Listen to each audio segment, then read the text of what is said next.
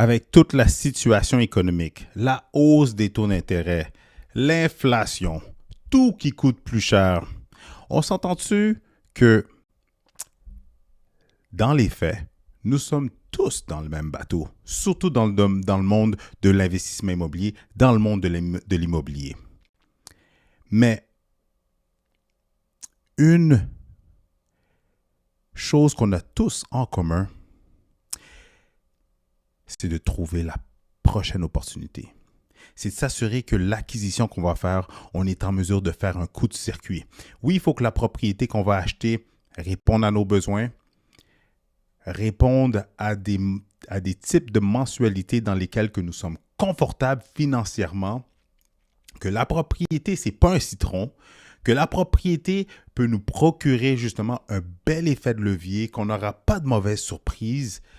Donc, si vous recherchez une opportunité, si vous êtes en train de magasiner et que vous êtes en mesure de tomber sur un deal, dans cette vidéo, je vais vous expliquer comment et quoi faire lorsque vous avez un deal, une opportunité incroyable en immobilier. Bonjour tout le monde, bienvenue sur ma chaîne Immobilier 101 avec Christopher Salador où je partage avec vous trucs, astuces et stratégies gagnantes en immobilier, business, mindset et aussi je parle de finances. Alors si ce sont des sujets qui t'intéressent, considère à t'inscrire à ma chaîne dès maintenant. Dans cette vidéo, je vais vous expliquer un cas vécu. Oui, mais dans le cas vécu, j'étais le courtier qui vendait la propriété. Et je vais être franc avec vous, à quelques reprises, j'ai pensé à moi-même acheter cette propriété-là. Mais je me suis dit, tu sais quoi, j'ai le cœur à la bonne place, je vais l'aider à aller chercher le maximum pour sa propriété. Mais tout ça pour dire que la propriété, avant que je la mette sur le marché, elle avait un potentiel incroyable que ce n'était pas tout le monde qui était capable de l'avoir. Si on n'avait pas une loupe, c'est pas monsieur, madame, tout le monde qui peut voir ce type d'opportunité-là. Et mon but avec cette vidéo-là, ça va être de vous donner les outils, les trucs et astuces pour vous faire en sorte que lorsque vous allez tomber sur des opportunités, même si ce n'est pas ça que vous recherchez, ou même si c'est ça que vous recherchez, mais lorsque vous allez voir des propriétés qui ont un potentiel, cette vidéo-là va vous permettre de capitaliser sur des deals, de capitaliser sur des propriétés qui peuvent vous catapulter dans les sommets de l'immobilier. En d'autres mots, vous permettre de faire un très gros profit avec cette propriété-là. Alors, sans plus tarder, rentrons dans le vif du sujet dans un instant.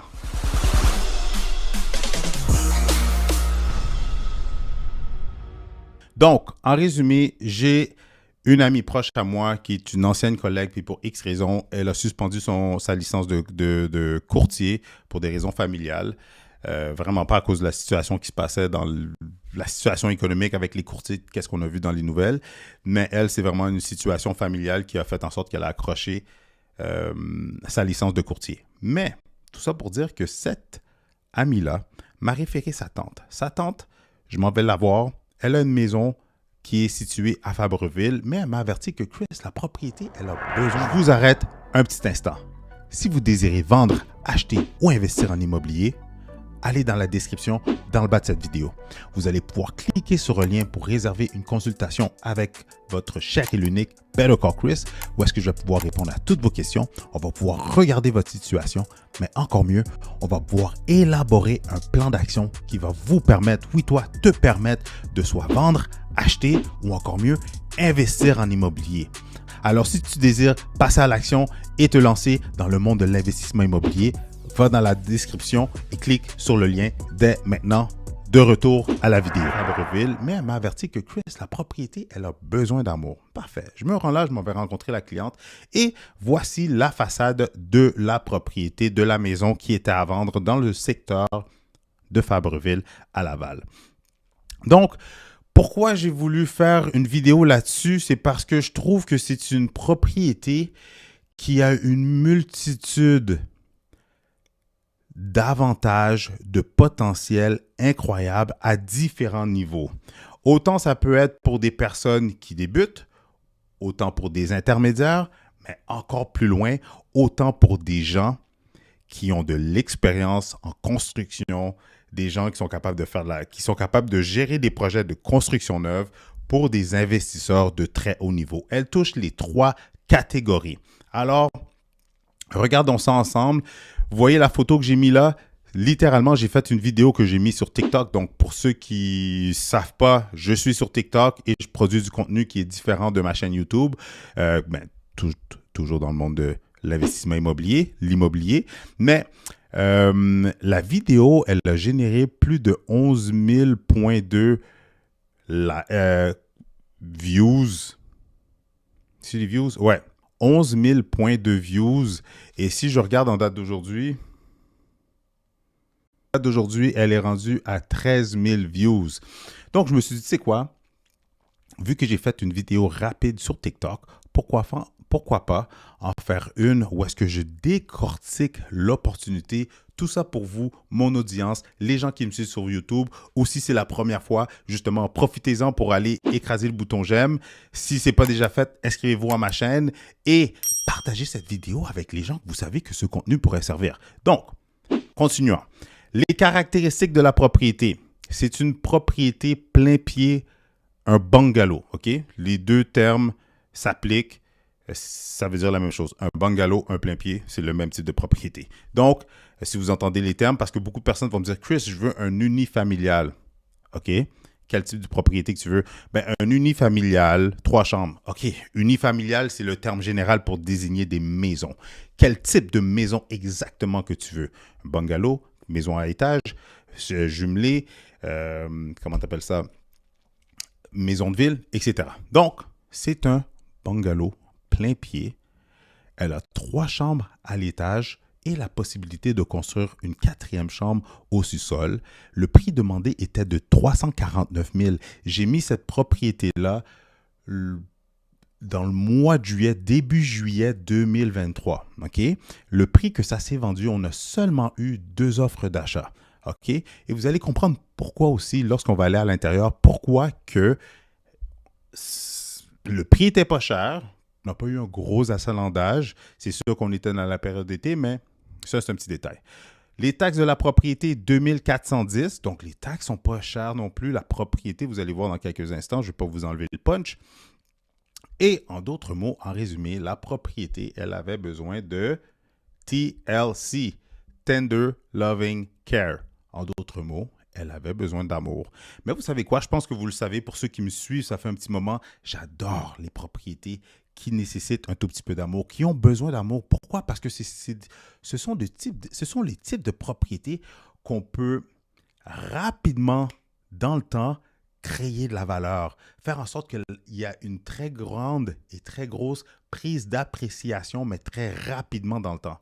Versus que quand on achète un clé en main, on l'achète généralement au maximum de sa valeur. Souvent, c'est les propriétés qui vont avoir de la surenchère parce que plein de monde adore le clé en main. Donc, il va avoir plusieurs offres en même temps qui va faire en sorte que cette même propriété-là risque de se vendre plus cher. Donc, mais dans les propriétés qui ont besoin d'amour, généralement, vous voyez, il y a seulement eu 2 offres d'achat. On a même passé à 2 doigts qu'on a juste seulement une seule offre. Mais, regardons ça ensemble, l'intérieur de la propriété. Donc, regardons l'intérieur. Quand je suis arrivé devant la propriété, comme vous pouvez voir, la propriété, elle a un gros terrain. Elle a quand même un très grand terrain, 6000 pieds carrés de terrain. Vous voyez tout ça, là, jusqu'à la petite clôture, ça, c'est tout le terrain de la propriété. C'est la rue. Donc là, on est à l'intérieur, c'est le salon. Comme vous pouvez voir, on a des vieux meubles. C'est une personne de certain âge qui habite là. Pas trop âgée, mais vraiment pas jeune non plus. Comme vous pouvez voir, on a des tuiles de céramique pas au goût du jour. La cuisine non plus n'est pas au goût du jour, comme vous pouvez voir. On va aller dans la cour. Et là, vous allez voir qu'on a 2 vieux cabanons qui sont bons pour mettre à terre. Si on regarde le terrassement, la tourbe, le gazon, on voit qu'il y a clairement besoin d'amour. Le patio, bon, il y a de l'air en vie. La seule chose qui sont correctes, c'est le cabanon et la piscine parce qu'ils ont été installés récemment. Donc, on retourne à l'intérieur. Cuisine, comme vous avez déjà vu. On va aller dans la salle de bain. Ça, c'est le corridor qui nous amène aux chambres. Les chambres, c'est du standard, c'est de l'esthétique, c'est les murs. Mais la salle de bain, comme vous pouvez voir, ben, elle n'est pas dégueulasse, mais elle n'est tout simplement pas au goût du jour. On peut voir, c'est des anciennes portes. Le blanc a jauni avec le temps. C'est tout petit. Donc, c'est sûr que bon. Mais c'est très vivable. C'est propre. On ne peut rien dire contre ça. Allons voir le sous-sol. Là, on descend dans le sous-sol. On peut voir qu'on a, du tapis dans les marches. C'est pas la fin du monde. Ça s'enlève très facilement. Là, c'est un atelier avec une fenêtre. Je vais essayer d'allumer la lumière, mais ça, c'est un atelier, un espace de rangement avec une fenêtre. On aurait pu la convertir en chambre. Ça, c'est une autre salle d'eau. Il y avait même la possibilité, les sorties de plomberie pour faire une douche si on voudrait. Du tapis partout à grandeur. On aurait pu arracher le tapis. Encore une fois, c'est très facile d'enlever du tapis pour remettre un nouveau plancher. Ça, c'est toute la grande salle familiale. Comme vous pouvez voir, on a une salle familiale quand même assez spacieuse. Et c'est tout pour le sous-sol.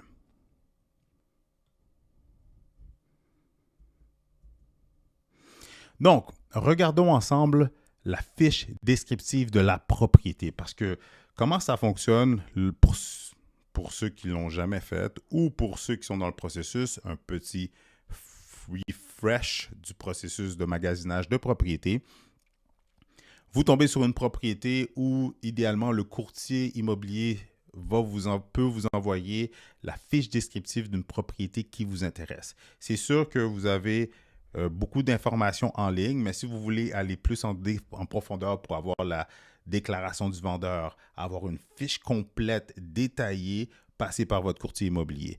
Parce que il ne faut pas juste voir les photos, regarder le prix, le secteur, c'est dans le secteur que je veux, ça fait du sens par rapport au prix, je book une visite. Non. Prenez le temps de lire les fiches descriptives. Passez là au peigne fin. Des fois, il y a des informations intéressantes que vous pouvez utiliser ou savoir ou qui peuvent aussi vous faire maximiser votre temps ou, encore une fois, trouver des opportunités selon qu'est-ce qu'on peut voir. Donc, la propriété, qu'est-ce qui est un point culminant? La propriété dans Fabreville, elle avait une superficie de 6417 pieds carrés. C'est très intéressant ça, vous allez comprendre plus tard pourquoi. OK? Puis en passant, pour ceux qui écoutent la vidéo, je sais que ce n'est pas tout le monde qui reste jusqu'à la fin de la vidéo, mais restez jusqu'à la fin de la vidéo parce que je vais vous parler de 3 opportunités que la propriété elle offre. On va regarder des prix. Si on flippait la propriété selon les 3 niveaux, combien que ça va coûter, à quoi que la propriété aurait pu ressembler, quel est le type d'opportunité que cette propriété-là peut vous offrir, restez jusqu'à la fin de la vidéo. Donc, la propriété, elle a un très grand terrain avec 6 000 pieds carrés. Le prix est abordable à 349 000, mais c'est vendu 350 000, pour être précis. Bien situé, Fabreville-Laval, un gros secteur très en demande, très achalandé à Laval. Et il y avait 3 potentiels très intéressants avec la propriété. Regardons ça dès maintenant. Donc, 3 types d'opportunités. On aurait pu faire... Et Donc, 3 types d'opportunités, mais quand je dis 3 types d'opportunités, c'est 3 types d'opportunités selon le budget pour du monde qui ont un plus petit budget, qui sont des débutants ou qui ont juste tout simplement pas beaucoup de liquidité. Deuxième niveau, deuxième opportunité, des gens qui ont un tout petit peu plus de budget ou qui ont un tout petit peu plus de connaissances, d'habileté ou de réseau de contacts pour faire des rénovations. Et le 3e niveau, vraiment le niveau suprême, façon de parler, mais vraiment un niveau où est-ce que ce sont des mondes qui ont vraiment de grandes compétences en construction, gérer des projets de construction, etc. Donc, je ne vais pas vous voler le punch, mais regardons ça ensemble. Donc, rénovation en surface, ça c'est le premier niveau, la première opportunité. Pour des gens qui ont plus de budget, on aurait pu faire un flip complet. Et la 3e opportunité, on aurait pu faire, ou la personne qui a acheté cette propriété-là pourrait faire un projet d'autoconstruction. Alors, commençons et regardons en détail qu'est-ce qu'on aurait pu faire, combien ça aurait pu coûter, quel type de projet que ça aurait donné au final si on aurait fait des rénovations en surface. Donc, rénovation de surface. Qu'est-ce qu'on veut dire par rénovation de surface? C'est que ça veut dire qu'on ne touche pas au mur. Tout ce qu'est-ce qu'on va essayer de changer, d'améliorer, de peaufiner, ça va être tout simplement l'esthétique. Comme vous pouvez voir sur la photo présentement, on a fait de la revalorisation. Ce sont les mêmes armoires qu'on a tout simplement repeint. On a changé le comptoir et on a mis un dosseret. Le dosseret, c'est toute la céramique sur le mur qui contourne le trou qui fait le mur à l'intérieur. Et on a changé la céramique, comme vous pouvez voir. Donc, en d'autres mots, rénovation de surface, on garde ce qu'il y a déjà. On va changer certains éléments, OK? Puis de repeinturer, vous voyez, juste en repeinturant, voici un nouveau look. Aussi, évidemment, on a changé la robinetterie dans la cuisine. On a mis un morceau de bois dans l'ouverture dans le mur. Donc, puis on a peinturé comme, wow! Juste avec de la peinture, on a changé un comptoir. Juste là, boum! Puis on a changé aussi le micro-ondes, comme vous pouvez voir, parce que là, il est en stainless, avant, il était blanc. Donc, un autre exemple de rénovation. Donc, un autre exemple de rénovation en surface. Encore une fois, on a tout simplement repeinturé les armoires de cuisine, changé les poignées et on a changé le comptoir, comme vous pouvez voir. Et aussi le micro-ondes. C'est drôle, ils changent le micro-ondes pour que ça aille avec. Qu'est-ce qu'il y a de tendance? Donc, combien ça peut coûter faire des améliorations comme ça? Je vous dirais, moins de 10 000 là, vous pouvez revaloriser un appartement, faire une belle mise à jour, faire un bel rafraîchissement, faire un beau rafraîchissement des éléments d'un appartement, d'une maison, d'une propriété, encore une fois, au point de vue esthétique, OK? Encore une fois, un autre exemple de rénovation en surface, vous pouvez voir le projet before, pendant et après. C'est la même cuisine, Joss. On a revampé les armoires de cuisine. Est-ce qu'on a revampé? Si je regarde bien la photo, je pense que c'est la même cuisine, c'est les mêmes armoires. Ou sinon, ils l'ont juste repeint, changé le comptoir. Changé le comptoir, ils ont mis un comptoir en quartz, si je ne me trompe pas, changé la robinetterie, puis tout ça.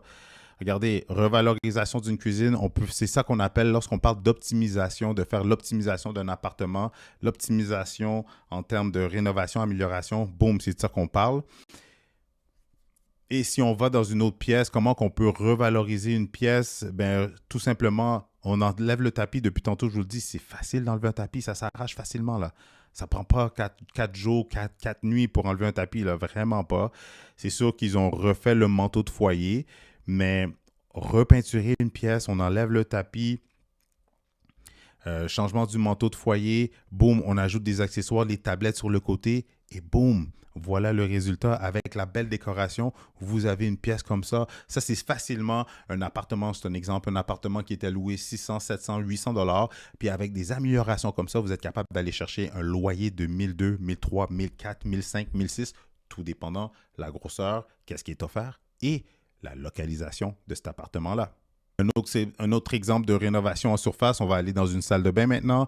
Regardez, c'est la même salle de bain en coin. On a rajouté un dosseret, on a changé le vanité avec la robinetterie, on a changé le miroir, le luminaire et la céramique. Pour tous ceux et celles qui m'écoutent, revaloriser une salle de bain, c'est tellement facile et ça ne coûte pas une fortune. À l'exception, c'est sûr, si vous habitez Laval-sur-le-Lac, Westmount, Outremont, Villemont-Royal, Blainville, Fontainebleau. Si vous avez des types de propriétés que la salle de bain est aussi grande qu'une chambre, là, c'est une autre histoire. Mais si vous avez des petites salles de bain comme beaucoup de propriétés ou d'appartements qui ont été construits dans les années avant les années 80, souvent c'était des petites salles de bain.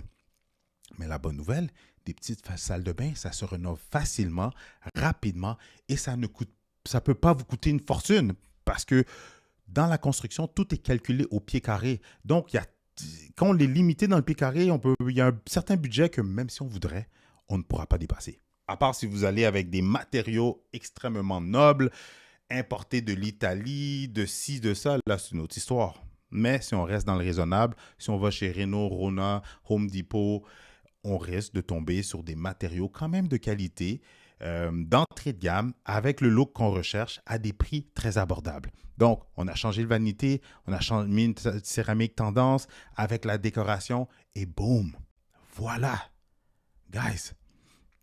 Donc, les coûts et dépenses pour ce type d'appartement-là, OK, pour ce type de projet-là, rénovation en surface. On ne touche pas au mur. Primordial, il ne faut pas toucher au mur. À la minute que vous allez toucher au mur, c'est là qu'il va y avoir des mauvaises surprises, des contingences et c'est là que le budget va monter, c'est garanti. Donc, on essaie idéalement de ne pas toucher au mur. Comme ça, on aura moins de mauvaises surprises. Ça peut vous coûter entre 15 000 $ puis vous avez refait un grand appartement. OK?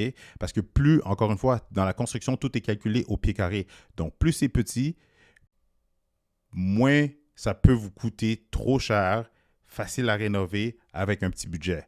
Plus c'est grand, plus c'est spacieux, 2 étages, 3 étages, là, c'est là que c'est sûr que le budget va augmenter, c'est normal.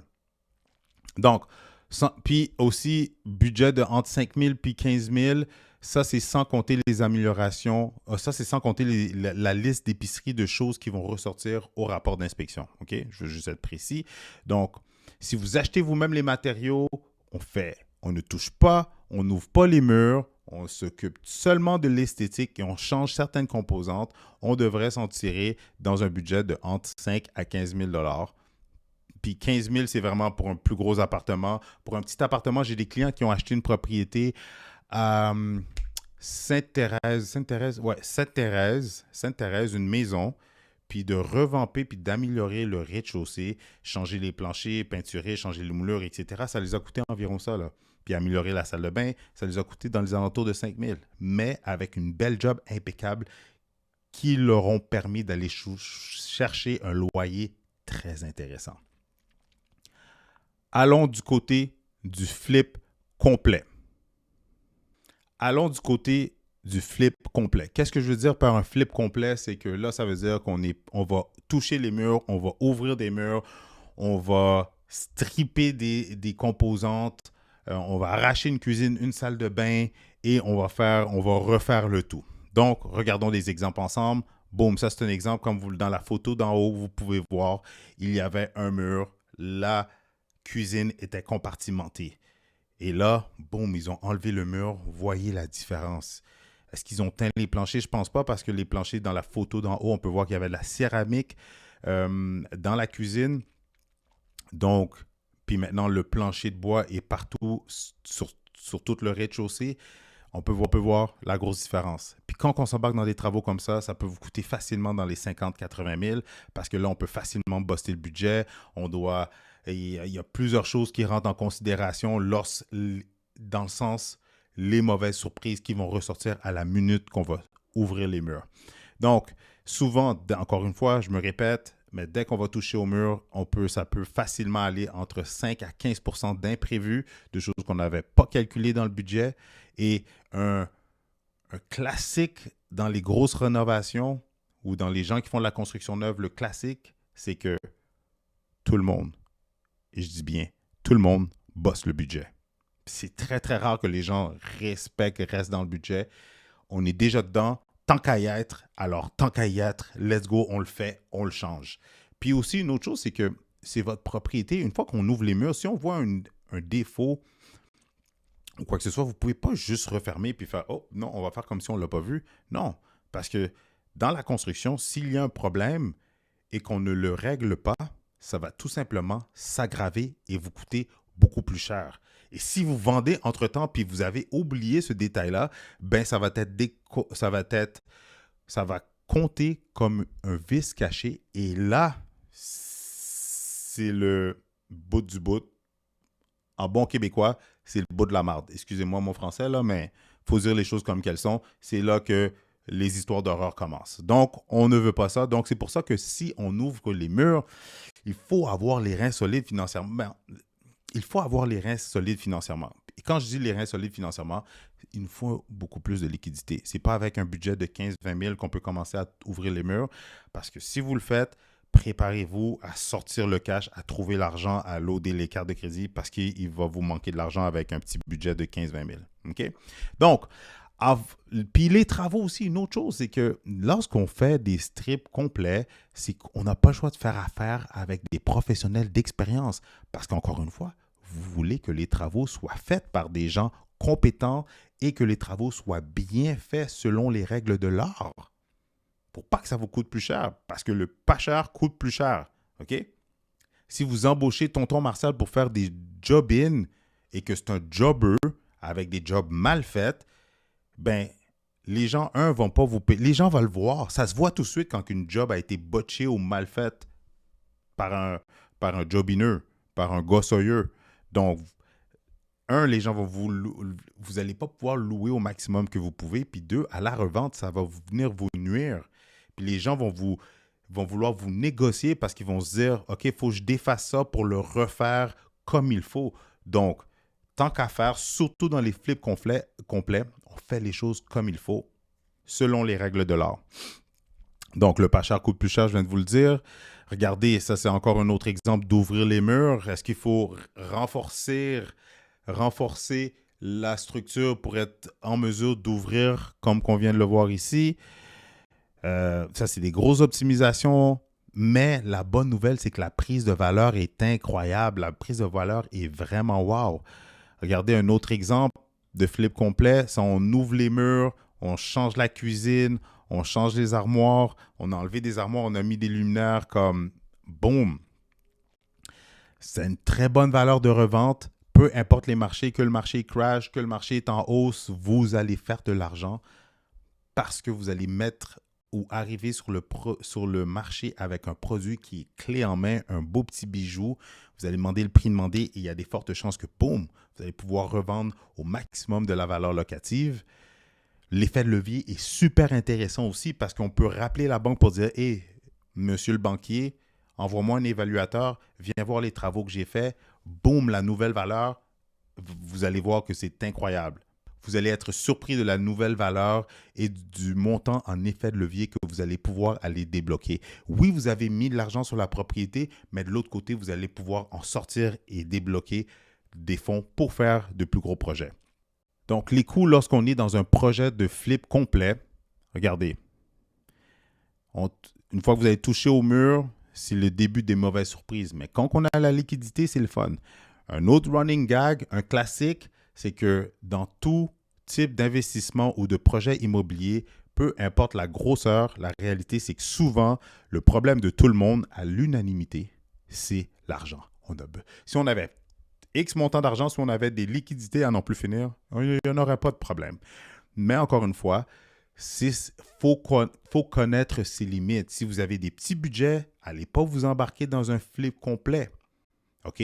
Une des choses que vous pouvez faire, c'est de budgéter. Vous achetez la propriété, vous vous asseyez dessus, vous faites différentes soumissions, vous budgétez votre futur projet, vous planifiez, vous accumulez l'argent et quand le moment est bon financièrement, boum, là, vous exécutez.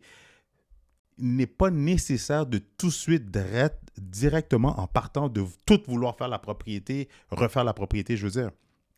Chaque chose en son temps.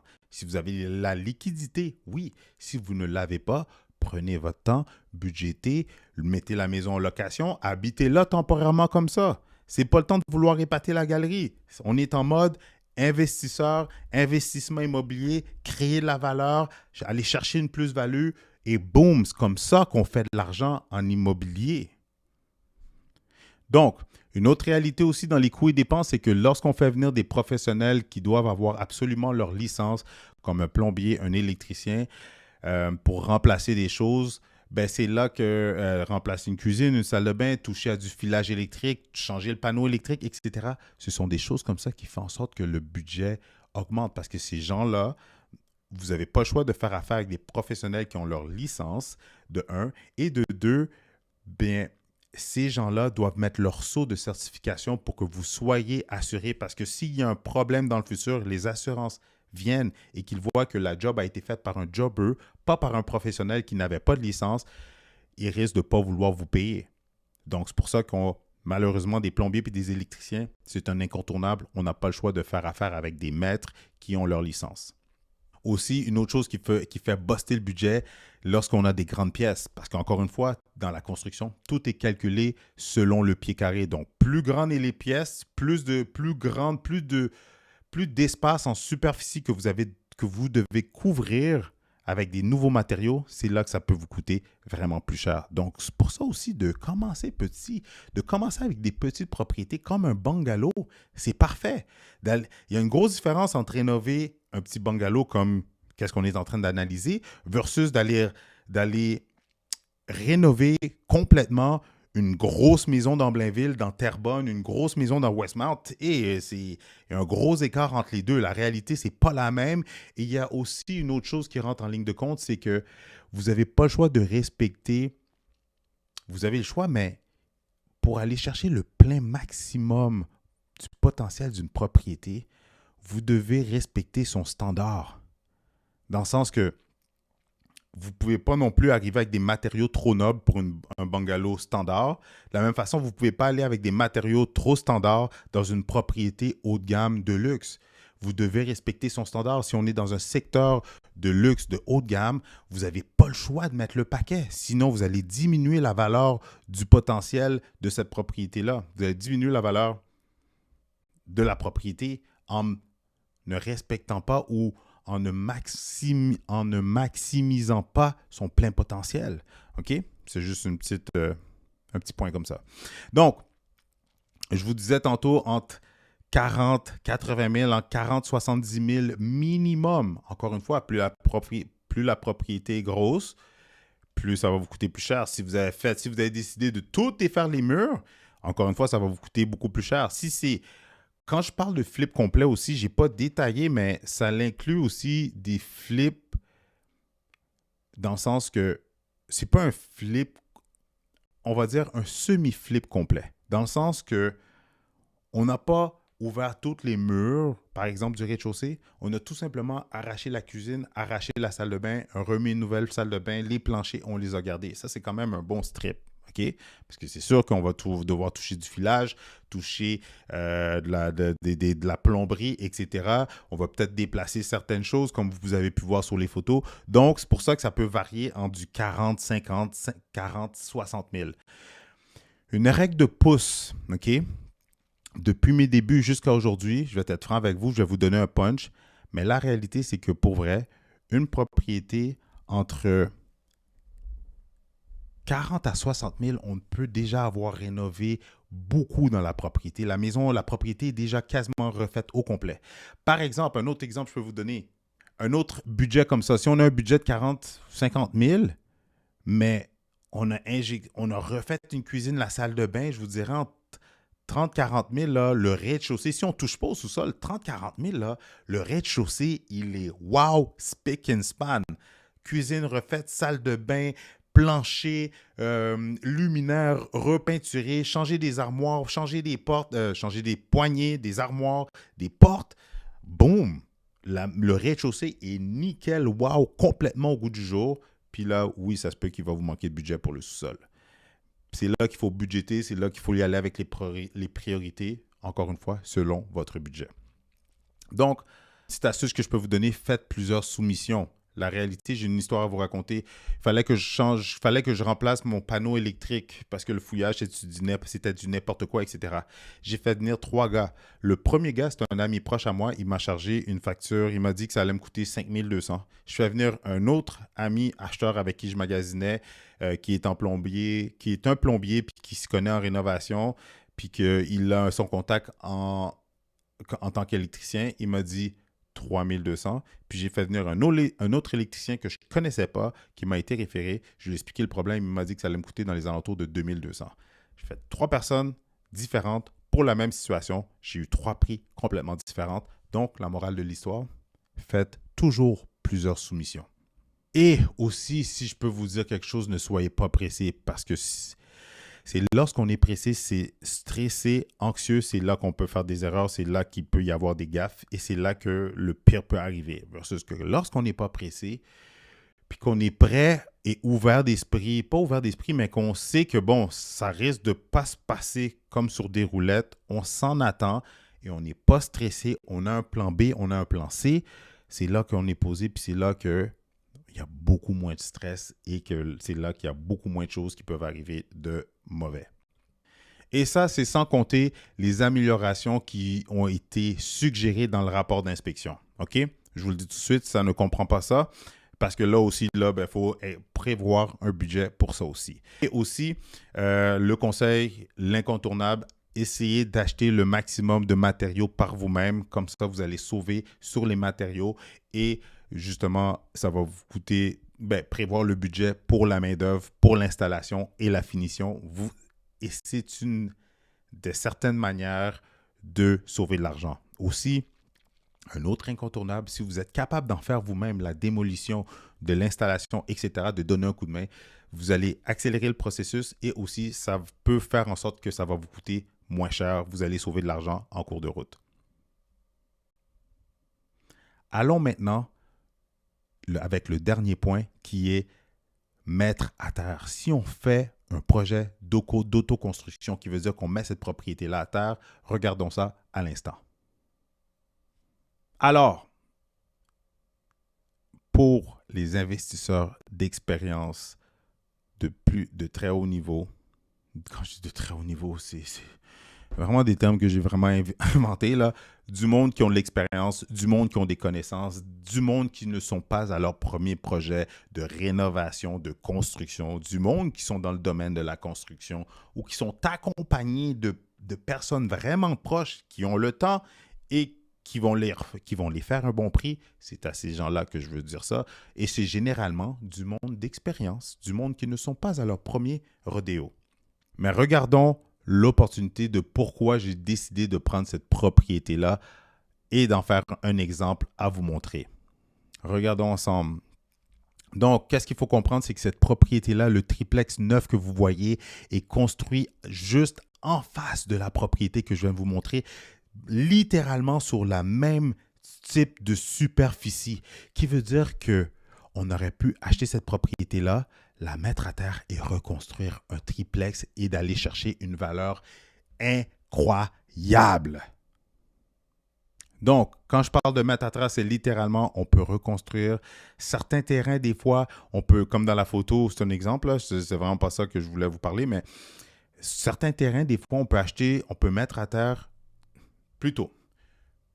Dans certains cas, pour ceux qui sont bons, pour ceux qui sont des immopreneurs, pour ceux qui ont de l'œil, des fois, il y a des propriétés que c'est une petite maison sur un grand terrain, que le terrain peut être subdivisé et on peut construire 2 maisons qu'on peut revendre et faire la totale. Wow! Dans mon cas, on ne pouvait pas construire deux propriétés et subdiviser le terrain. On pouvait littéralement reconstruire un triplex que ça aussi a une valeur inestimable. Parce que regardez, c'est sûr que là, on est dans des gros projets. C'est pour ça que je vous dis, là, c'est vraiment, il faut vraiment de l'expérience. Ce n'est vraiment pas tout le monde qui peut se lancer dans l'autoconstruction et gérer et coordonner un projet d'autoconstruction.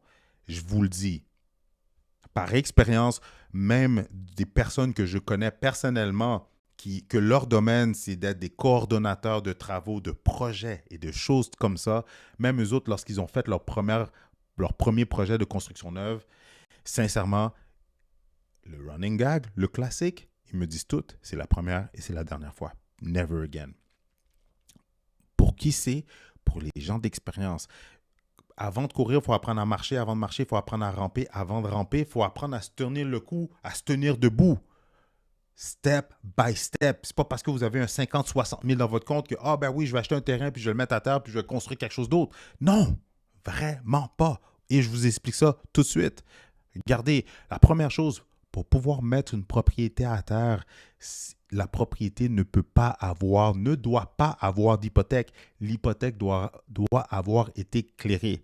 Soit vous l'avez payé au complet, vous avez mis ça sur une marge de crédit et là, vous vous arrangez avec vos troubles avec cette marge de crédit-là.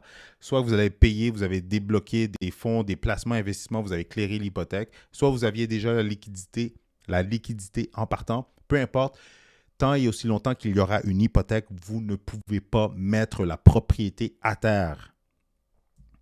Ensuite, Pour faire de l'autoconstruction, je vous dirais la réalité. Oui, l'autoconstruction, ça peut se... pas l'autoconstruction. L'autoconstruction peut se financer, oui, un terrain. On peut financer le terrain, on peut financer la construction de la propriété. Encore une fois, il faut quand même des liquidités, il faut de l'expérience. Sincèrement, ne pensez pas que vous n'avez jamais acheté, que c'est difficile de trouver une propriété. Moi, je vais aller dans une construction neuve. Non. Vous pouvez faire affaire avec un contracteur que lui vend ses projets. Vous allez vous chercher votre financement, puis il va vous construire la maison. Mais même ça, souvent, il y a des erreurs, ça ne se passe pas comme il faut. Ce n'est pas un smooth ride dans le sens qu'il y a plein de contingences, il y a plein de problèmes. Des fois, les délais ne sont pas respectés. C'est une autre histoire. Mais, de retour à nos moutons, lorsqu'on s'embarque dans des projets de construction neuve, idéalement, il faut de la liquidité dans les alentours de 450 000, 500 000 et plus. Et plus, parce que, encore une fois, le budget, vous allez le buster, vous allez le buster, l'exploser, c'est garanti. Tout le monde que je connais à l'unanimité qui ont fait des projets de construction neuve, ils ont tout le temps eu des dépassements de coûts. Donc, ce n'est pas vous, avec zéro expérience, que vous allez « Ah oui, ça va tomber pile poil avec mon petit budget. » Non, c'est pour des gens d'expérience dans la construction qui ont des reins solides financièrement avec de grosses liquidités. Gros projet, expérience, grosse liquidité avec un réseau de contacts. Un réseau de contacts des personnes de confiance, des personnes compétentes, des personnes qui sont assidues, qui sont intègres, qui vont vous donner leur juste, qui ne vont pas tourner les coins ronds. Et dans le domaine de la construction, tout ce que je viens de vous nommer, ce n'est pas autant facile qu'on le pense de trouver ce type de personnes-là. Votre contracteur général peut avoir ces compétences-là, mais est-ce que les sous-contractants qui l'embauchent, est-ce qu'ils les ont eux autres? Si moindrement qu'ils se tournent le dos, est-ce qu'ils ne vont pas essayer de tourner les coins ronds? C'est là que je vous parle de contact compétent et de confiance et intègre. Donc, coûts et dépenses. Le terrain, mettons pour l'exemple que je viens de vous montrer, si on avait acheté cette propriété-là, qui s'est vendue 350 000, admettons quelqu'un leur a offert 350 000, boum. Le terrain, dans le fond, le terrain nous coûte 350. La construction, construire la propriété nous aurait coûté un triplex neuf, comme je vous ai montré dans la vidéo, ça aurait coûté dans les 700 000. Plus démolition et permis, un autre 40 000. Boum. Qu'est-ce qui est intéressant?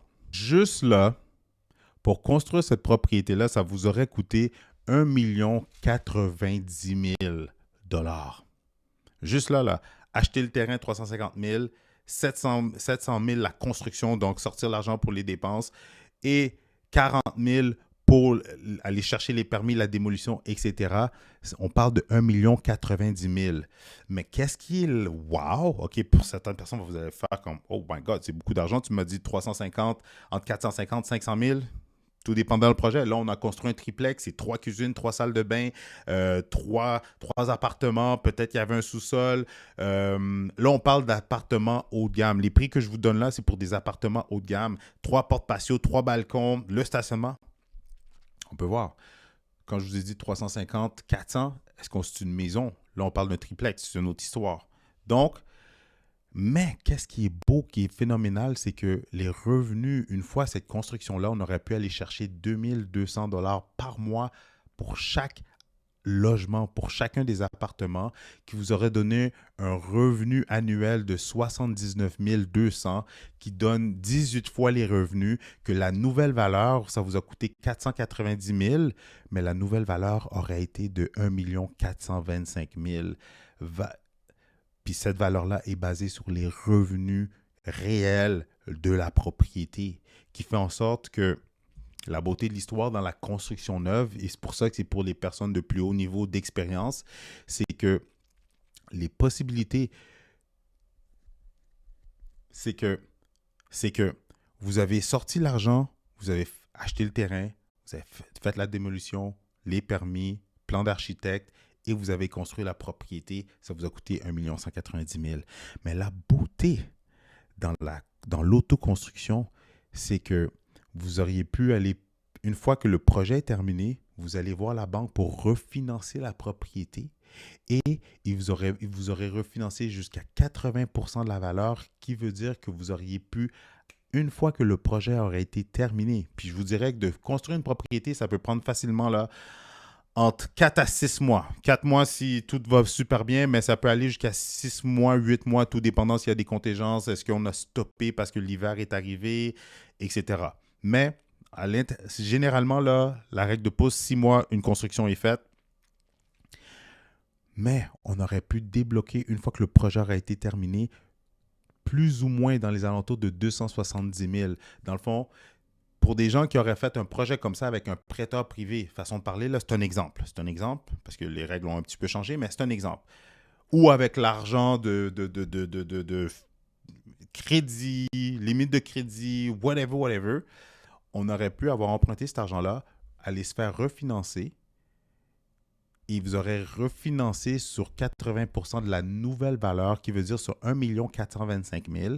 Donc, avec le refinancement, vous auriez pu rembourser toute la construction au total, et il vous aurait resté environ entre 270 000 et 300 000 en liquide dans vos poches pour aller faire, vous l'avez deviné, d'autres investissements immobiliers.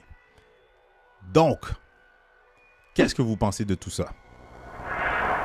Donc, c'était le premier mini-class sur comment trouver des opportunités, quoi faire avec des opportunités, comment qu'on peut flipper, rénover, démolir, etc. Est-ce que vous avez aimé ça?